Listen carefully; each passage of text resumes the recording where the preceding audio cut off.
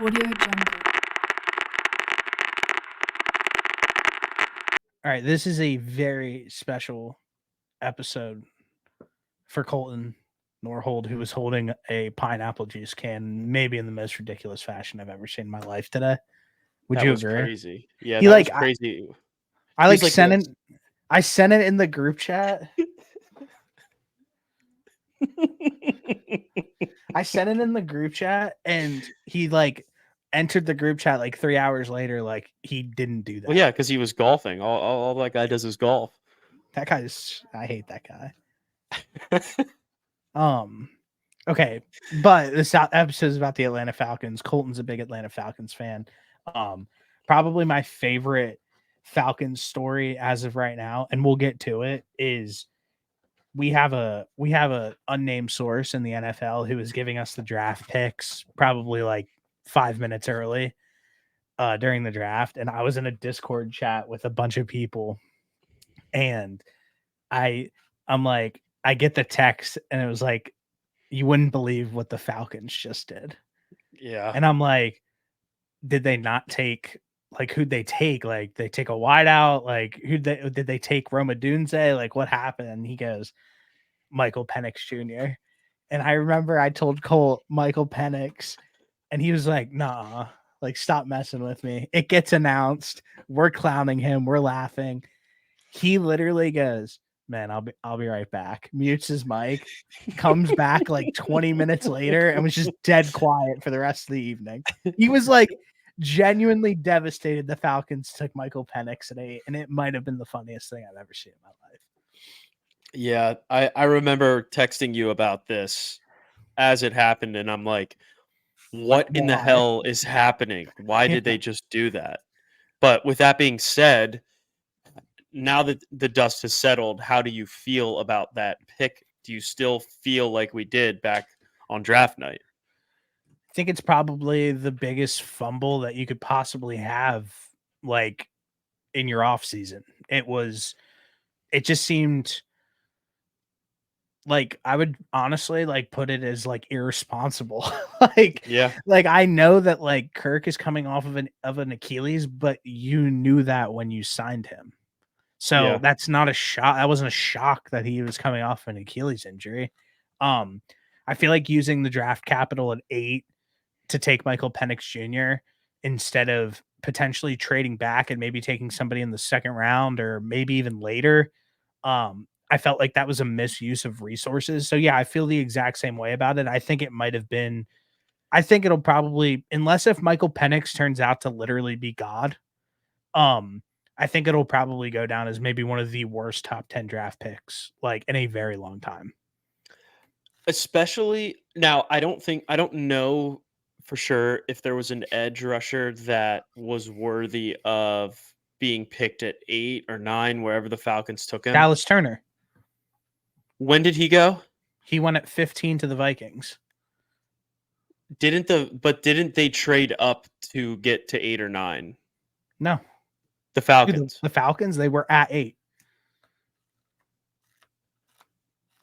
Okay, I don't know if I would have taken Jared Verse at 8, but I would have tried to trade back probably rather than taking Michael Penix. But regardless, they have an issue at defensive end at edge, and they didn't address it, and it almost feels like that's to do it. I'm not done yet. I'm saying that's why I'm in agreement with you as to why I think it was a mistake. Yeah, it is. They needed to address their edge, and they didn't do that. Their edge rushers that are starting this year are Zach Harrison and Arnold Ebiketie, and they had a combined I don't know who that is. I think they had to combine. Zach Harrison had 3 sacks last year, and Arnold Ebiketie had 6. So, like, not great. It's bad when they signed Calais Campbell, who's 42 years old, and Colton last year was like, bro, we just got Calais Campbell. They lost their leading. Brother, he's 90. They lost their 2 guys that led the team in sacks. It was Calais Campbell and Bud Dupree. Yeah, and those guys are legitimately the definition of the retirement home. But we will continue to dig in on the Atlanta Falcons. But first, Let's start with their 2023 record: 7-10, third in the NFC South. Home record 5-8, not terrible. The away record 2-7. Three Home record, things. yeah, 5-3, not 5-8. 5-3. I don't know why I said that. Three things that I want to address before we go into this more. Arthur Smith misuse of top talent on offense. I think there was multiple things. I think probably the biggest one was, did you just turn like a new light on? No. The biggest thing was not using Bijan Robinson. I felt like everybody felt that way, that Bijan wasn't being utilized correctly. Next, Desmond Ridder was legitimately one of the worst quarterbacks in the NFL last season. He had 12 fumbles and 12 interceptions. And because of him, they were maybe one of the worst red zone offenses in football last year because of his just flat, like ignorance to be able to hang on to the ball. There was nothing worse than when he was running into the corner of the end zone and he just dropped the ball pretty much. I'll never forget that. Last thing, and we just touched on it, lack of edge rushers. You don't even have a guy who like you can be excited about. So those are three things that I don't know if they really figured out what's going to go on O, just because they have a new offensive coordinator. They got a new quarterback, obviously, to figure it out, but you didn't address the lack of edge rushers. So those are three things that if I were a Falcons fan, I would want to see it get fixed going into next season. And I think that they fix maybe one of those three things. I think they fixed, what were the three again? It was edge rushers. Misuse of top talent on offense. Misuse of top talent. And then what was the third one? Lack of edge rusher. So there was only two things. No, replace the quarterback, Desmond Ridder. Yeah, they did that. Check. Misuse of top talent on offense. I saw a video today saying that they're going to still use Tyler. What's their backup running back's name that got a ton of tick last year? Yeah, Tyler Algier is still going to get a ton of tick. So who knows? Like I said, I feel like at this I don't think there's anything wrong with that, because I think Tyler Algier is a decent running back too. I think you just have to use Bijan Robinson smarter rather than you took him in the top 10. I understand that. All I'm saying is I don't think that running halfback dive every single play down the field is the correct usage of Bijan Robinson. I agree. So with all that being said, for the last like few years, we said that the Falcons were going to be decent since Tom Brady has exited the division. They have not proved that. So I'm going to err on the side of prove it to me before I buy in. And as for, I want to see Drake London be really good. You took him in the top 10. Let's see him as a top 10 wide receiver. You took Bijan Robinson in the top 10. I want to see him be dominant for a season. And you took Kyle Pitts, a tight end, in the top 5.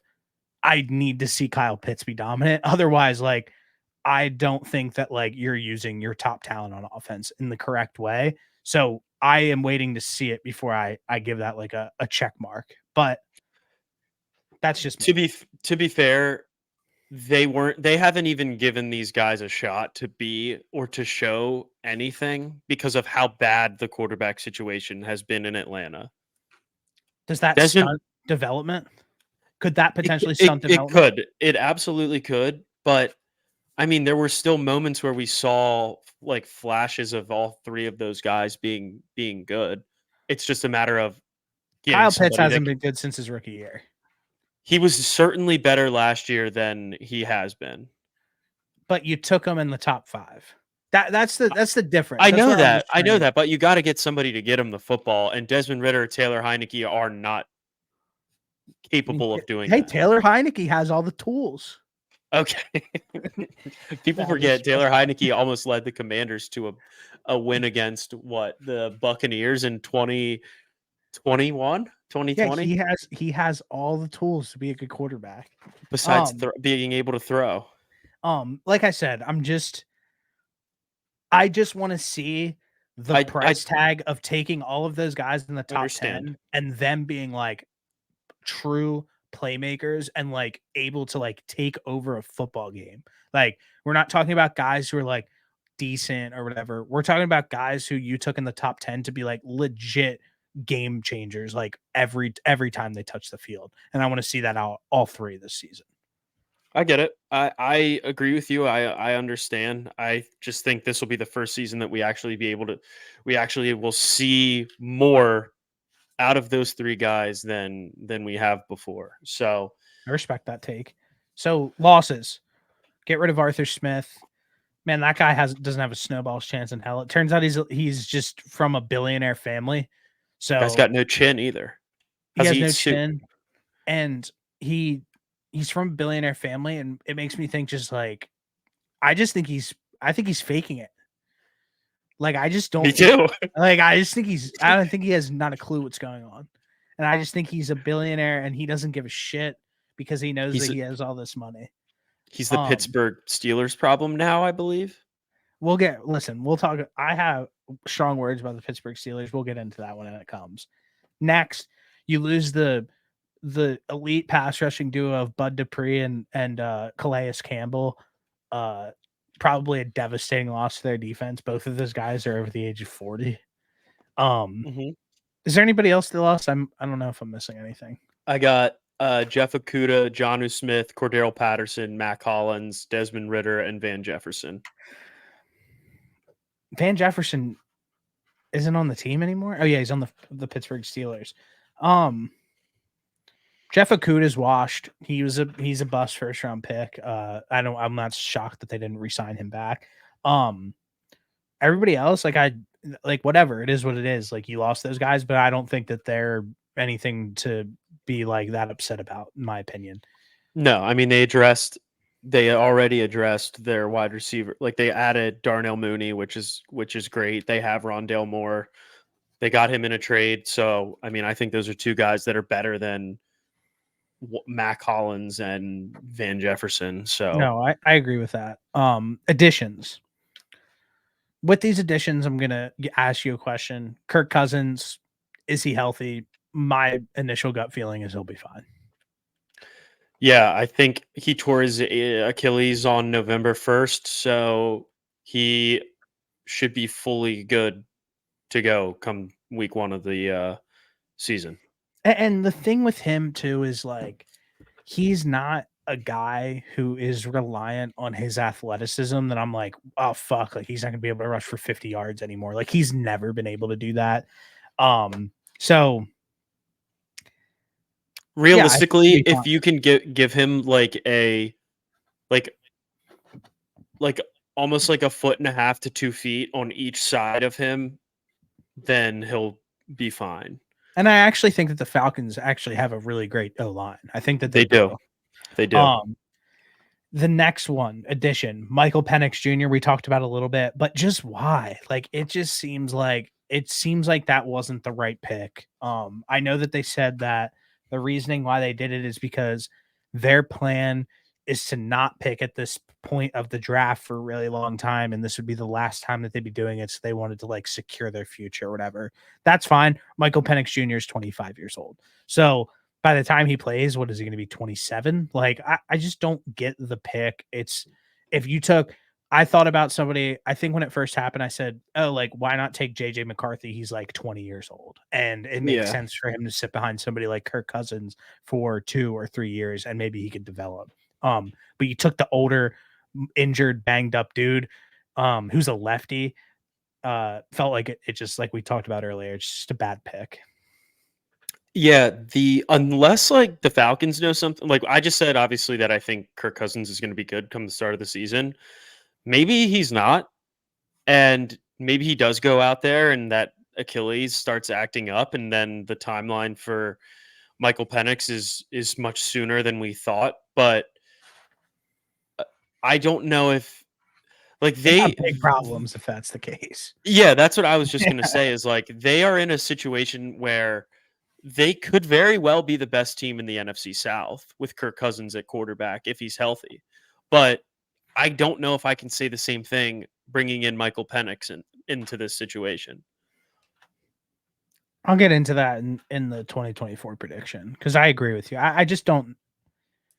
It just seems like there's two things actually that I want to bring up. Is one, why have that? Why have a quarterback convo in any way, shape, or form? Like if anybody's playing poorly, and like if Penix a shot, or like why isn't Penix playing? Like why even bring that narrative into the building? Second, we say every year that the Falcons should easily win this division, and they never do. So Correct. I don't even really believe that, like, I'm not like, I don't have any like real big belief that like the Falcons are going to go out. Like I said, this team is like, no matter who's the coach, and I'll get into Raheem Morris in a minute, like, no matter who's the coach, no matter whatever, like, I just need to see them do it because everybody slates them in as this team. And it seems like they always let us down.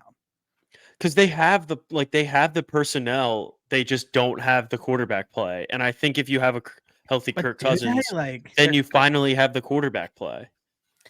but like we sit here and like, listen, I like Kirk Cousins too, but like Kirk Cousins is like we know who Kirk is. The biggest knock on Kirk Cousins is he's not able to get it done. Like get the job done literally at like the highest level. Like can he win you playoff games? Like we Kirk's been in the But league forever and we have that answer. He can't. So but like but look at the divisional situations that Kirk Cousins was in before this. He was on the Commanders, and that's a tough division, right? And then you're in the what, NFC North. That's a tough division, and then you pop down to the NFC South, and it's probably the weakest division in football. yeah, I just feel like the verdict on him's out already. I don't know. That's just what I think. Like I think that they could, but I also wouldn't be shocked if they missed the playoffs either. It's just what I think.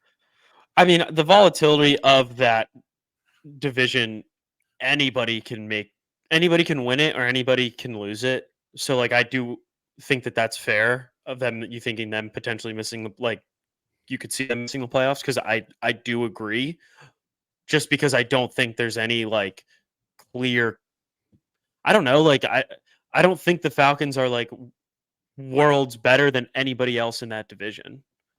I don't either. And that's why I think Bijan's extremely special. I think he's going to be amazing. I think that if I saw more out of like Drake London, who I think could be good, and like if we saw like Kyle Pitts be like as dominant as he was hyped up to be, I might feel a little differently about this team.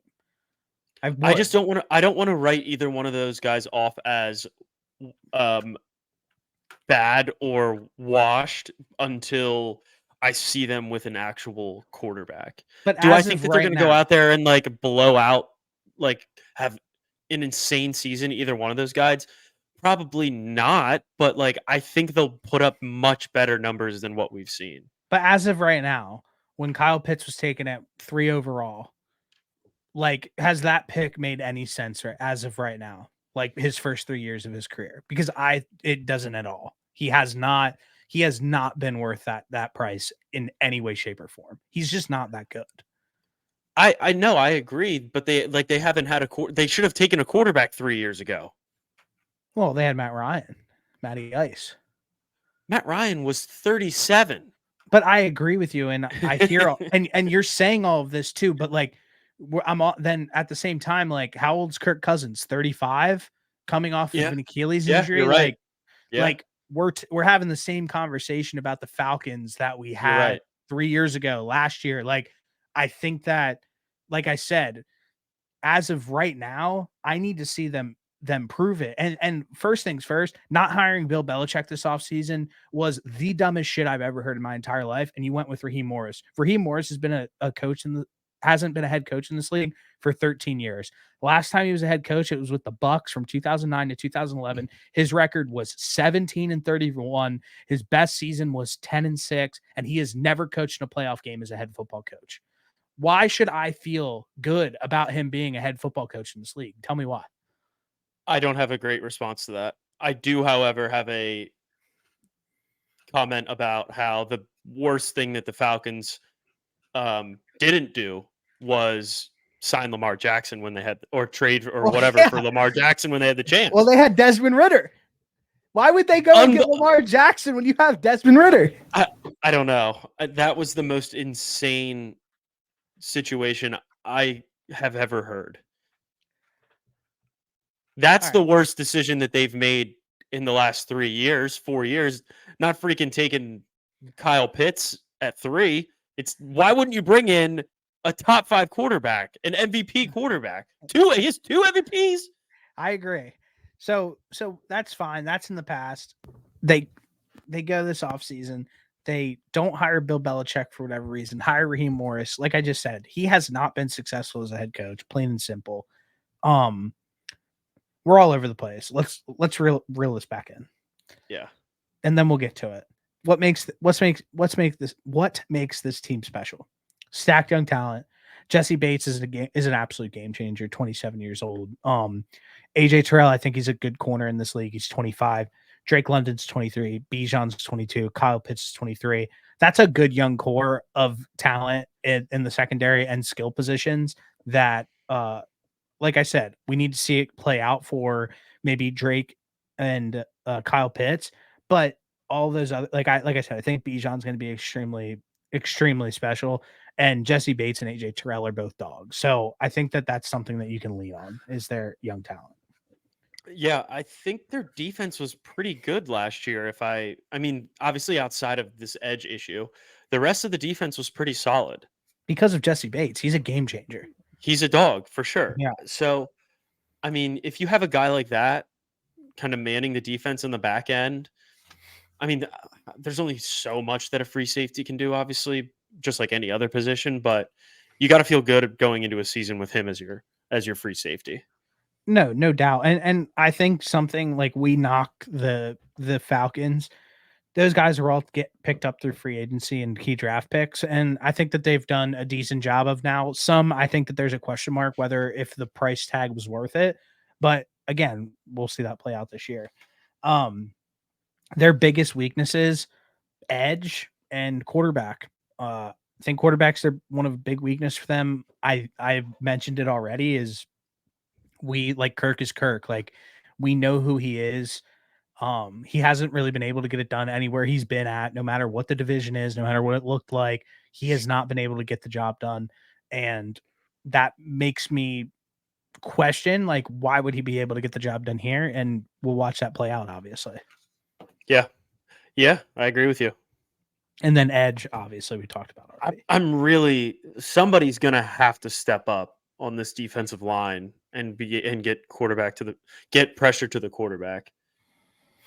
I don't know. Or they're in for a long. They do have the easiest schedule, but so like that certainly plays into their favor. But bro, the Falcons last season were a legitimate shoe in to make the playoffs. Easiest schedule again, all of the stuff that we talked about, and they pissed it away. So, I don't know. It's just weird. I really think that the Falcons fans and the organization is gonna really look at that Raheem Morris pickup and hope that it was the right one. I think probably the best thing that you could have done for him going into this season was at 8 take somebody on defense who could potentially be a game changer for them, whether that had been Byron Murphy, whether that been Dallas Turner at edge, or whether trade back and get Jared Verse. I felt like not getting a defensive head coach, a guy in the first round in a key position of need that they absolutely haven't been able to get sacks over the last 3 seasons was a big fumble by their front office, and I'm very confused by it. Yeah. Yeah, they're gonna have to figure out some clever ways to manufacture pressure from other spots on that defense besides edge. So that'll be interesting to see.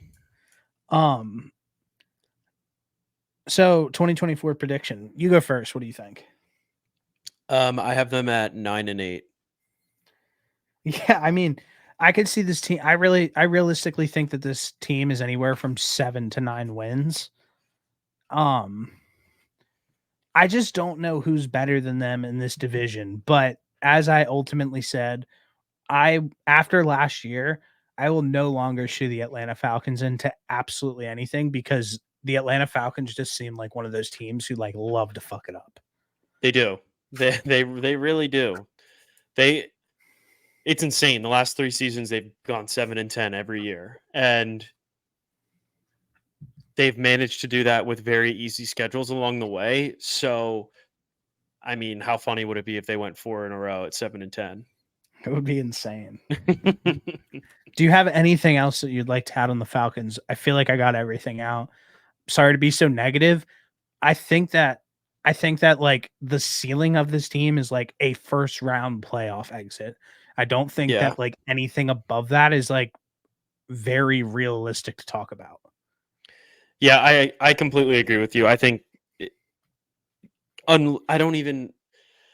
Yeah, I think a realistic expectation is if I'm a Falcons fan, I would expect to make the playoffs, but not expect to win the first game. I think that that's a fair assessment of where this team is currently at. Because like we already touched on this, but this team could finish in last in their division, or they could finish in first, and I feel like nobody would really be like that surprised.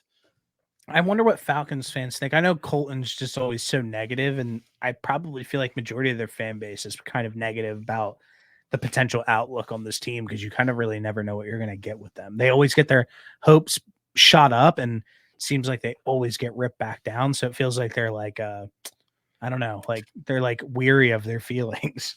Yeah, I feel, but how can you not be? You blew a Super Bowl, that big of a Super Bowl lead, and then since then you've gone 7-10 every season. You're really going to bring that up right now. Sorry, Cole. That was fucked up. Sorry, Hey, so that Super Bowl scarred them.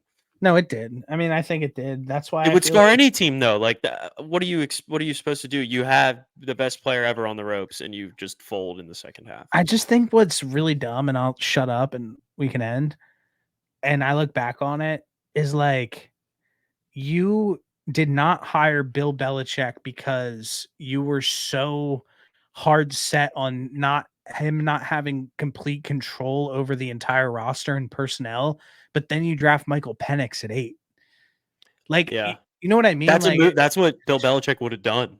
there's not a chance in hell that Bill Belichick would have taken Michael Penix at 8. So for that being the reason of why they didn't hire him, and then that was the move that they made, like their big splash at 8, and then signed like I just feel like why was that such a big deal to bring in Bill Belichick and give him complete control other than guys in the building just not wanting to lose their jobs?